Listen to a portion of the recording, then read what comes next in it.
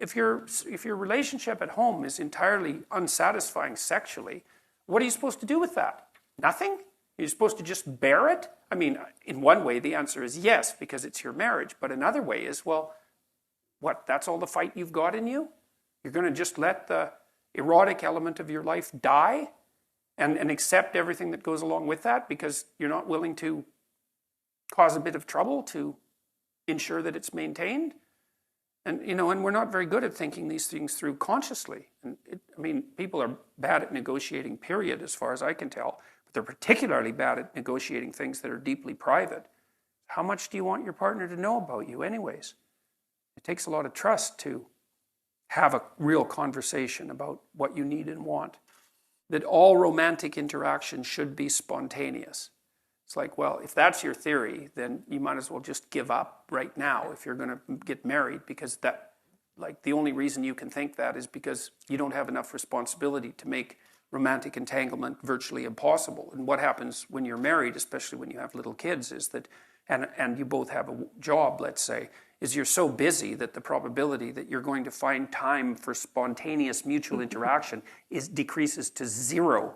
And so if that's what you're hoping for, then you're never going to have it. And so what you have to do is you have to make time for each other. And, if you're dating, when you're establishing a relationship, well, you put some effort into it. You decide that you're going to go out for dinner and you dress up to some degree and, you try to present yourself to each other in some halfway mutually acceptable manner. And you hope that there's going to be a positive consequence of that you're going to find each other attractive. But then people somehow think that once they're married, that the same amount of effort isn't necessary, and that's wrong. I would say more effort is necessary on the same front, and you have to think it through. It's like, if you don't want to be bitter about the intimate element of your relationship, how much time do you have to spend together each week? And my rule of thumb, sort of derived from clinical observations, is that you need to spend 90 minutes a week with your partner talking. And that means you're telling each other about your life and staying in touch, so that you each know what the other is up to. And you're discussing what needs to be done to keep the household running smoothly. And you're laying out some mutually acceptable vision of how the next week or the next months are going to go together, right? So that keeps your narratives locked together like the strands in a rope. You need that for 90 minutes or you drift apart. And you need to spend intimate time together at least once a week, and probably more like twice. And that has to be negotiated. And if you don't negotiate it, and if you don't make it a priority, then it won't happen in all likelihood. And then, well, then you don't have it. And that's a catastrophe, because there's not that many things in life that are, intrinsically, what would you say, engaging and meaningful and pleasurable and also bonding, all of that. And if you let that go, then, well, part of you dies and part of the relationship dies. And, well, then there's always the possibility of becoming attracted by alternative entanglements, which you would do if you had any spirit left. You want someone, I think, in a relationship that you can spar with. And it's partly because you have hard problems to solve. And if the person that you're with isn't willing to put forward their opinion, then you only have half the cognitive power that you would otherwise have.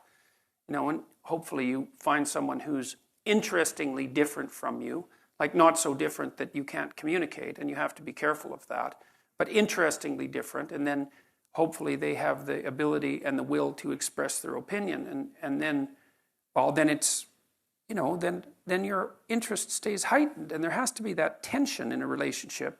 People think, well, I want to get along perfectly with my partner. It's like, no, you probably don't.